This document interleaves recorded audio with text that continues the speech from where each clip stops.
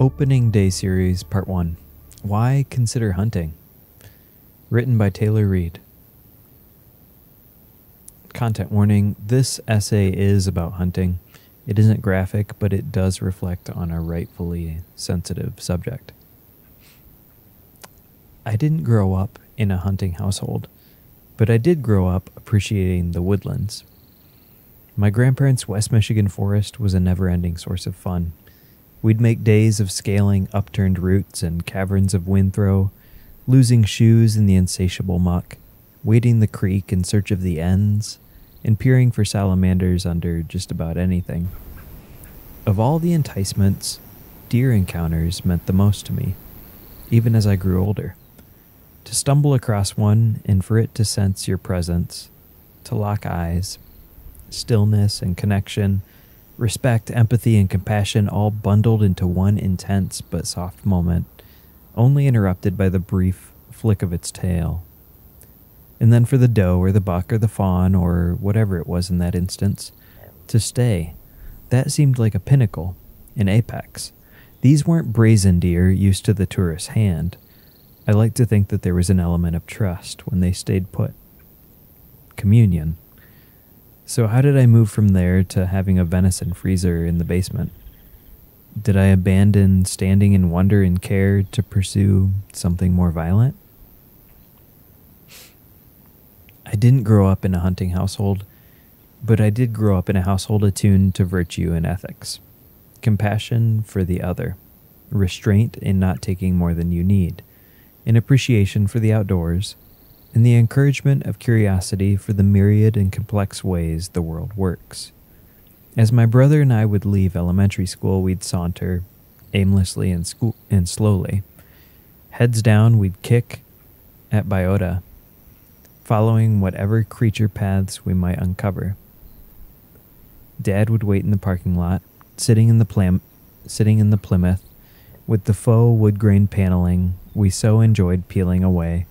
Watching, waiting, never rushing us, never honking, never complaining. To an extent because of this environment, and perhaps to an extent also due to my presumptions and personality, the core idea of hunting, taking a life, repulsed me. To look through a scope, behold a deer, and then pull a trigger seemed unnecessary and something through which I'd take no pleasure. It seemed to be a valid option only within the circumstances of legitimate hunger and need for food. And I wasn't excessively hungry. My needs were met. My disinterest in hunting stemmed from a personal connection to the spry, four-legged woodlanders and an inclination to avoid unnecessary harm. Eventually, this connection and inclination would play a role in bringing me full circle. I sat in the back of the lecture hall. Careers in biology was an easy evening class. It was long, but all you had to do was pay attention, and you'd pass with flying colors. That night, a guest speaker presented on wolf reintroduction efforts in Michigan.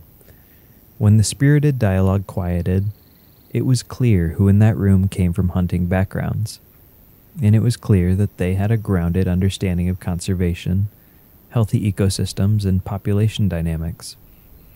These young, environmentally minded conservationists understood hunting to be a form of connecting to a place and working towards healthy ecological patterns. They didn't care about trophies or big game vacations. To them, it wasn't about domination or taking life wantonly or pointlessly. They had a fuller picture than I did of balance in the more than human world and what responsible participation could look like. Again, while later working as an environmental educator, taking elementary students out into the forest to learn, I encountered the same. The kids in camo jackets almost always had more of an interest in and a better grasp of the workings of the natural world around them than their peers. I had thought hunting created an unnecessary competitive divide between the natural world and humans. I began to entertain the idea that I had it backwards. Hunting might bring the two together, benefiting both. Further, experience on farms taught me about sustenance. By sustenance, I mean what feeds humans and what feeds that which feeds humans, things like plants, soil, and livestock. You can't examine those processes long before finding that life compels death. The two kiss. Talk to mystics, indigenous folks, or even ecologists. And this isn't news, but it is something our Western culture tends to shy away from. Where it seems like that isn't the case, as if life cycles of feeding, regeneration, and energy cycling don't necessitate processes of death, breakdown, and decay, there's a false veil of disconnect. Whether a solely plant-based diet or a supermarket subsistence in which production methods are never encountered, death is foundational even if unseen. Fossil fuels, peat mining, dried blood as pest repellent, bone meal as an input, even the sources of energy and infrastructure behind vertical veganic farming, all elements of life and death. You can't escape it, but you can do your best considering the circumstances. I was starting to view the best in terms of minimizing disconnect, developing awareness, and trying to aim for patterns of consumption that create localized, comprehensible cycles that work together.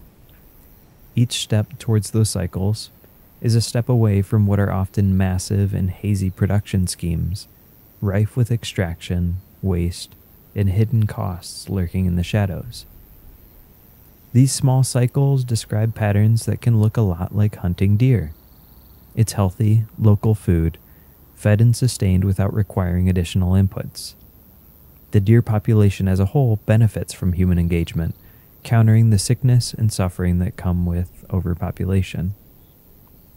It draws individuals into active relationships with their places and calls for attention to wildlife patterns and sign. It can be a quieting practice, involving patience, but also obtaining a yield. That is all good. It doesn't need to be a celebration of violence. There can be care and connection and a very real reminder that what you eat becomes you. Doing the harvesting yourself and participating in the entire process leaves an obligation to steward that energy well, because you're intimately aware of what it cost. It can feed you affordably, feed community, and feed a culture of meeting needs locally, at an appropriate scale, and with others. For these reasons, I developed an interest in hunting. Not just any hunting, tender, sober, resourceful hunting, and with others committed to respectful practices that preserve dignity. I still questioned whether I'd be able to pull a trigger when it came down to it, and even less so feel afterwards that it was the right thing to do. But I was primed to learn more. How could I make the leap from curiosity towards competency? Stick around. Our next write-up introduces an answer to that question, an accessible, supportive, mentorship-based guild model for folks interested in hunting who didn't necessarily grow up around it.